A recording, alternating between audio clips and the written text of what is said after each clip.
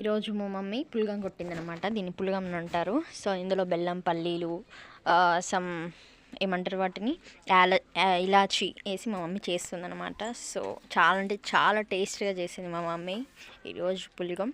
So చాలా అంటే చాలా ఇష్టం దేవునికి.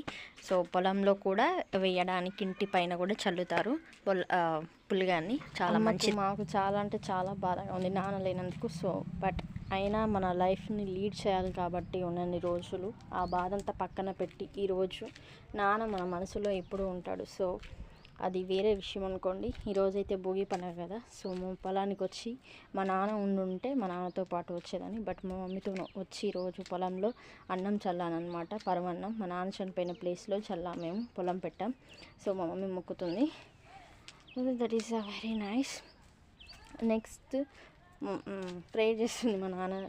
మా నాన్న ఉన్నారని అక్కడ. సో నెక్స్ట్ మామ వేసిన ముగ్గులు. నేను కూడా పొలంలో కొంచెం చల్లానమాట, మా పొలం మంచిగా ఉండాలని. సో బ్లెస్ చేయమని గాడ్ని మనస్ఫూర్తిగా కోరుకుంటున్నా. మిమ్మల్ని కూడా బ్లెస్ చేయాలని మనస్ఫూర్తిగా కోరుకుంటున్నా. మా మమ్మీ ఇంకో బోర్ ఉంది, మాకు 1 ఎకరా ఉంది. ఆ ఎకరంలో ఒక 10 గుంటల దగ్గర బోర్ వేసారు మా నాన్న. సో అక్కడికి వచ్చి మా మమ్మీ చల్లుతుంది. నేను కూడా చల్లా అన్నాన్ని. సో మంచిగా ఉండాలి, పొలం బాగుండాలి, మంచిగా పంట పండాలి అనేది ఒక ఉద్దేశం భోగి పండుగ రోజు. సో అందుకే వచ్చి చల్లుతున్నాం మేము.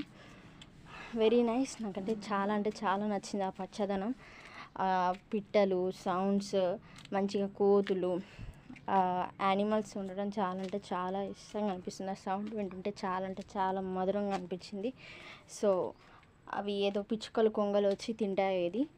సో వాటికి మంచి బెనిఫిట్, పొలానికి కూడా మంచిగా ఆశీర్వాదంగా ఉంటుందని అలా చేస్తారంట పెద్దవాళ్ళు. సో మనం కూడా పాటించాలి కాబట్టి అయితే పాటించాము, నేను మా mummy. So happy Bhogi to all. Happy Sankranti.